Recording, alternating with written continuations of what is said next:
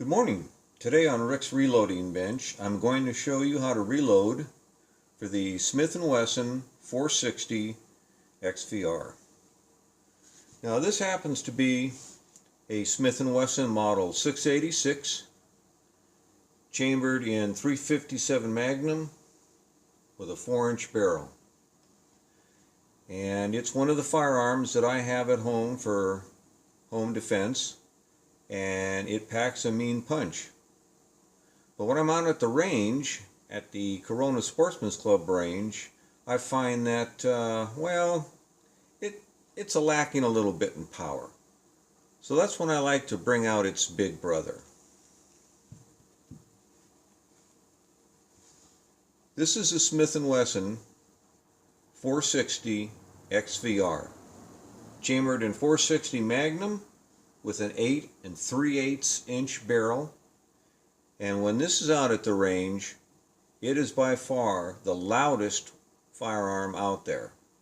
So what I'm going to do today is I'm going to take you through the steps of how to reload for this hand cannon. And with that said, let's get to it.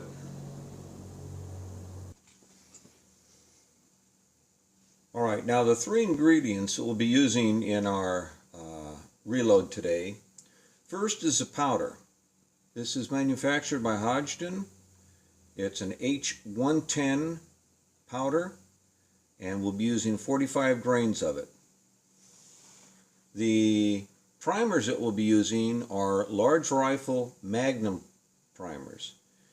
Now, the reason you want to use a Magnum primer for this particular reload is that in the case of the powder, the H110, since we're going to be using 45 grains of it, we want to make sure that all of the powder is burnt when that bullet enters the barrel. If you go with a non-Magnum large rifle primer, there's a good chance you're going to get a squib. And that's where not all of the powder is burnt when the bullet enters the barrel. And that can cause a problem like having a bullet stuck in your barrel. Nobody wants that to happen. All right. Now the bullets are made by Hornady. They're the .45 caliber, .452 diameter, 200 grain FTX. I've used these bullets for a long time. They're an outstanding bullet. Okay, this is what they look like. So that's the lineup of the components we'll be using. So let's get into the actual reloading steps now. Alright, we'll now take the casing, and using the homemade case lube that I described in a previous video, a little bit on there. We've got our sizing decapping die in place, so we'll go ahead and insert the casing.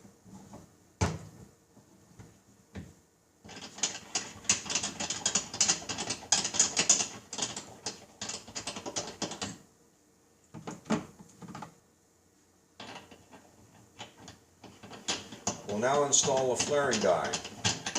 And what this guy does is he puts just enough flare on the end of the casing so that when we go to put the bullet in, it'll readily accept it. Okay, now the next thing we'll do is to uniform the primer pocket.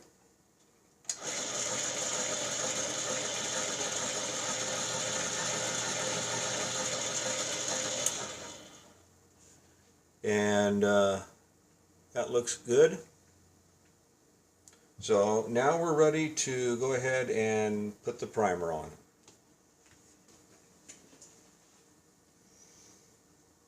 Alright, now we'll take a large rifle Magnum primer.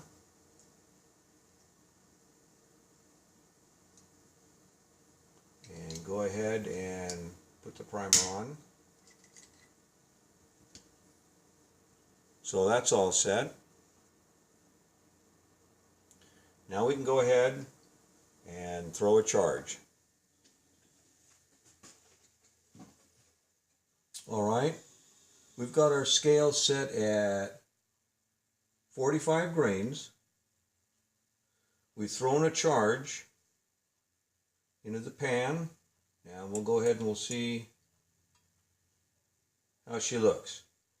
Now, normally when I'm making a lot of these, I will go ahead and use a loading tray and put all my casings in this way, and then set that underneath the powder thrower and fill them all up that way. But since we're only doing one today, I'm going to go ahead and use a funnel. So that looks like she's right at 45 grains. So we'll go ahead and put the funnel on.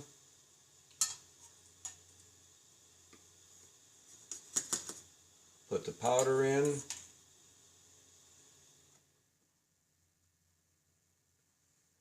And now we're ready to seat the bullet. Okay, we've got our seating die in. We'll now take the prime and charged casing, insert it in there. We'll take out one of the Hornady 200 grain FTX bullets, set it in there. And it doesn't have to be completely level. As long as you slide it in slowly, it will go ahead and center the bullet. Now, what's important is to get a good solid crimp around the entire bullet. Now, I don't know if you can tell or not, but there's a slight bevel here all the way around the end of the casing where it's crimped into the cannule. It's about halfway into the cannule. So this represents a properly crimped round. So this is how I reload the 460 Magnum, and I hope you've enjoyed this, and we'll see if we can't find a clip to put into this video to show the revolver in action. Thank you.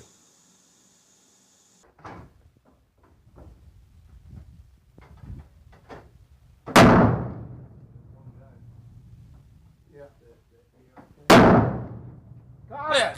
Nobody saw it. I saw it. I got it on video. Okay. I'll go for that bird on the hill. What happened to my lemon?